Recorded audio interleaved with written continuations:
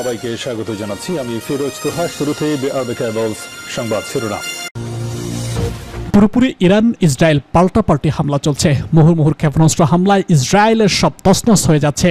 এরই মাঝে আমাদের হাতে এসে পৌঁছেছে দুই দেশের ভয়াবহ যুদ্ধের তাজা আপডেট সংবাদ। শুরুতেই জানাবো, মার্কিন ঘাঁটিতে হামলার প্রস্তুতি নিচ্ছে ইরান। এদিকে ইসরায়েলের F-35 যুদ্ধবিমান ভূপাতিত করার দাবি ইরানের। আরো জানিয়ে দিব, ইরান ইসরায়েল সংঘাতের বিষয় উঠল তুরস্কের পার্লামেন্টে। সর্বশেষ জানিয়ে দিব, ইসরায়েলি পাইলটরা কি আসলেই বিদ্রোহ করছে, জানাবো বিস্তারিততে। প্রথমে ইরান ইসরায়েল পাল্টাপাল্টি হামলা চলছে। মুহুর্মুহুর ক্ষেপণাস্ত্র হামলায় ইসরায়েলের সব তছনছ হয়ে যাচ্ছে। এরই মাঝে আমাদের হাতে এসে পৌঁছেছে যুক্তরাষ্ট্রের ভয়াবহ যুদ্ধের তাজা আপডেট সংবাদ। সর্বশেষ আপডেট সংবাদ প্রথমেই জানাবো, মার্কিন ঘাঁটিতে হামলার প্রস্তুতি নিচ্ছে ইরান।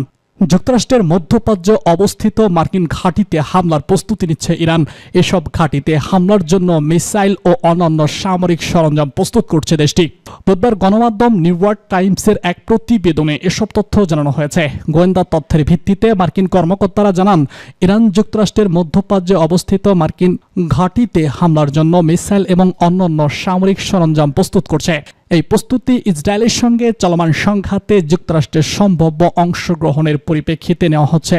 প্রতিবেদনে বলা হয়েছে, যুক্তরাষ্ট্র ইউরোপে প্রায় 3 ডজন জ্বালানি সরবরাহকারী বিমান পাঠিয়েছে, যা মার্কিন ঘাঁটি রক্ষাকারী ফাইটার জেট বা ইরানের পারমাণবিক স্থাপনায় সম্ভাব্য হামলার জন্য বোমারু বিমানের পরিসর বাড়াতে ব্যবহৃত হতে পারে। মার্কিন কর্মকর্তারা আশঙ্কা করছেন, ইসরায়েল যদি হোয়াইট হাউসের কাছে সংঘাতে হস্তক্ষেপের আহ্বান জানায়, তবে বৃহত্তর ঝুঁকির মধ্যে পড়বে।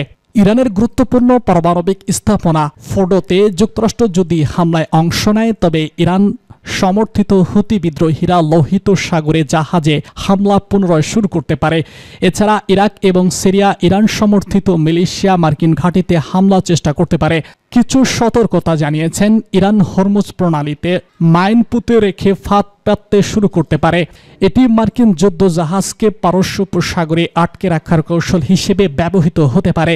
প্রতিবেদনে বলা হয়েছে, সংযুক্ত আরব আমিরাত, জর্ডান এবং সৌদি আরবে মার্কিন সামরিক ঘাঁটিতে উচ্চ সতর্কবার্তা জারি করা হয়েছে। মধ্যপ্রাচ্যের বিভিন্ন দেশে যুক্তরাষ্ট্রের 40,000-এর বেশি সৈন্য মোতায়েন রয়েছে। দুই ইরানি কর্মকর্তা জানিয়েছেন, যুক্তরাষ্ট্র যদি ইসরায়েলের যুদ্ধে যোগ দেয়, তবে ইরান ইরাকের সামরিক ঘাঁটিতে প্রাথমিকভাবে হামলা চালাবে এবং আরব দেশগুলোর যে কোনো মার্কিন ঘাঁটি যদি হামলায় অংশ নেয়, তাও লক্ষ্যবস্তু হবে। ইরানের পররাষ্ট্রমন্ত্রী আব্বাস কারাকচি সোমবার বলেছেন, আমাদের শত্রুদের জানা উচিত যে সামরিক হামলার মাধ্যমে তারা আমাদের উপর তাদের ইচ্ছা চাপিয়ে দিতে পারবে না। তিনি ইউরোপীয় সক্ষমতাদের সঙ্গে ফোন আলাপে বলেন, যদি যুদ্ধ ছড়িয়ে পড়ে, এর জন্য ইসরায়েল এবং তার প্রধান সমর্থকরা দায়ী থাকবে। মার্কিন কর্মকর্তারা জানিয়েছেন, ইরানের বাহরাইন, কাতার এবং সংযুক্ত আরব আমিরাতের মার্কিন ঘাঁটিগুলো সহজেই মিসাইল হামলার পরিসরের মধ্যে রয়েছে। ইসরায়েলের চলমান হামলা এবং ইরানের পাল্টা মিসাইল হামলার কারণে যুক্তরাষ্ট্র যুদ্ধে যোগ দেওয়ার সম্ভাবনা বেড়েছে। ইসরায়েলের F-35 যুদ্ধবিমান ভূপাতিতর দাবি ইরানের। ইসরায়েলের F-35 যুদ্ধবিমান ভূপাতিত করার দাবি করেছে ইরান। দেশটি জানিয়েছে, ইসরায়েলের ড্রোন ও F-35 যুদ্ধবিমান ভূপাতিত করা হয়েছে। বুধবার আল জাজিরার এক প্রতিবেদনে এসব তথ্য জানানো হয়েছে।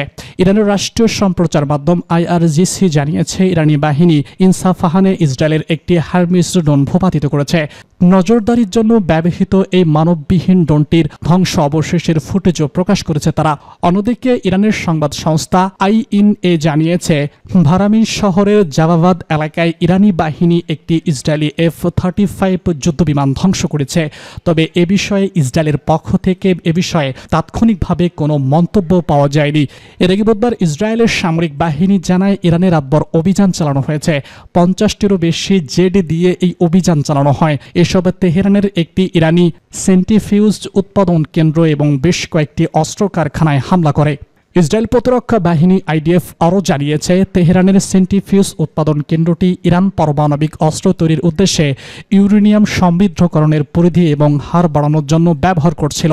সামরিক বাহিনী জানিয়েছে, সংক্রান্ত অস্ত্র উৎপাদন কারখানাগুলোর মধ্যে এমন একটি স্থল ছিল যেখানে ইরানি শাসক ইসরায়েলের দিকে নিক্ষেপ করা সারফেস টু সারফেস মিসাইল তৈরির জন্য কাঁচামাল এবং উৎপাদন করত। পাশাপাশি বিমানে আঘাত করার জন্য ডিজাইন করা surface two air surface system এবং উৎপাদন তৈরির সুবিধাতেও কারখানাটিতে করেছিল। ইরান ইসরায়েল সংঘাতের বিষয় উঠল তুরস্কের পার্লামেন্টে। এবার তুরস্কের পার্লামেন্টে মঙ্গলবার সর্বসম্মতিক্রমে একটি প্রস্তাব গ্রহণ করতে যাচ্ছে, যাতে গাজায় ইসরায়েলের গণহত্যা এবং ইরানের সাম্প্রতিক হামলার বিরুদ্ধে কঠোর ভাষায় নিন্দা জানানো হয়েছে। স্পিকার নুহাত পলকুস স্বাক্ষরিত এই প্রস্তাবে জোর দিয়ে বলা হয়েছে, তুর্কির সংসদ ইসরায়েলের দীর্ঘস্থায়ী অবৈধ এবং গণহত্যামূলক নীতিগুলো নিবিড়ভাবে পর্যবেক্ষণ করছে, যা সমগ্র বিশ্বের জন্য হুমকি। প্রস্তাবে গাজায় হাজার হাজার নিরীহ মানুষের হত্যাকাণ্ড এবং পরবর্তীতে ইরানে হামলা চালানোকে ইসরায়েলের একটি আঞ্চলিক সংঘাত প্রসূত কৌশল হিসেবে চিহ্নিত করেছে, যা শান্তি বিনষ্ট করার উদ্দেশ্যে পরিচালিত। তাতে আরও বলা হয়েছে, দশকের পর দশক ধরে দখলদারিত্ব, নিপীড়ন এবং বৈষম্যের পাশাপাশি আজ ফিলিস্তিনিরা গণহত্যা, খাদ্য সংকট এবং মানবিক বিপর্যয়ের মুখোমুখি হয়ে অস্তিত্ব টিকিয়ে রাখার লড়াই চালিয়ে যাচ্ছে। ইসরায়েলি সরকার এবং সেনাবাহিনী শিশু এবং বেসামরিক নাগরিকদের টার্গেট করে মানবতার বিরুদ্ধে আরেকটি গুরুত্ব অপরাধ করেছে। তুর্কি পার্লামেন্টের এই প্রস্তাবে ইরানের ওপর ইসরায়েলের সাম্প্রতিক হামলাকেও উস্কানিমূলক এবং আঞ্চলিক যুদ্ধের ঝুঁকি বাড়ানো হিসেবে বর্ণনা করা হয়েছে। এতে আরও উল্লেখ করা হয়েছে, সিরিয়া, লেবানন, ইয়েমেন সহ বিভিন্ন দেশে ইসরায়েলের চলমান হামলা প্রধানমন্ত্রী বেনিয়ামিন নেতানিয়াহুর সরকার একটি প্রস্তাব যুদ্ধ এড়িয়ে দেওয়ার কৌশল গ্রহণ করতে তা প্রমাণ করে। প্রস্তাবে বলা হয়েছে, তুর্কি জাতীয় পার্লামেন্ট অঞ্চল জুড়ে সমগ্র নিরীহ মানুষের পাশে দাঁড়াচ্ছে এবং যুদ্ধ এবং ইসরায়েলের গণহত্যার বিরুদ্ধে কঠোর অবস্থান নিচ্ছে।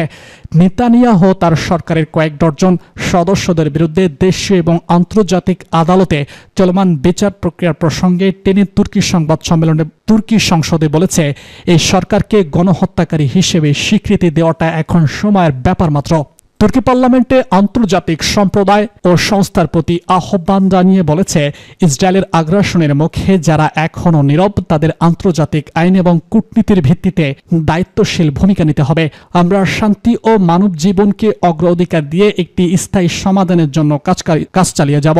ন্যায়ভিত্তিক, টেকসই এবং ন্যায়সঙ্গত শান্তি প্রতিষ্ঠায় আমরা আমাদের কূটনীতিক প্রচেষ্টা অব্যাহত রাখব। এই বিবৃতি আঞ্চলিক শান্তির পক্ষে তুরস্কের অনড় অবস্থান এবং ইসরায়েলের যুদ্ধনীতি প্রতিরোধে তার আন্তর্জাতিক ভূমিকার প্রতিফলন হিসেবে দেখা হচ্ছে। ইসরায়েলি পাইলটরা কি আসলেই বিদ্রোহ করছে? সামাজিক যোগাযোগ মাধ্যমে সম্প্রতি একটি ভিডিও ক্লিপ ছড়িয়ে পড়েছে, যার শিরোনাম, ইসরায়েলি পাইলটদের বিদ্রোহ শুরু, বিমানবন্দর এবং সামরিক ক্যাম্প ছেড়ে পালাচ্ছে তারা।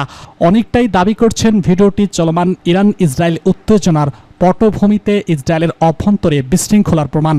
তবে রিউমার স্ক্যানার নাম ফ্যাক্ট প্ল্যাটফর্মের অনুসন্ধানে জানা গেছে, এই ভিডিওটির সঙ্গে ইরান ইসরায়েল সাম্প্রতিক সংঘাতের কোনো সম্পর্ক নেই।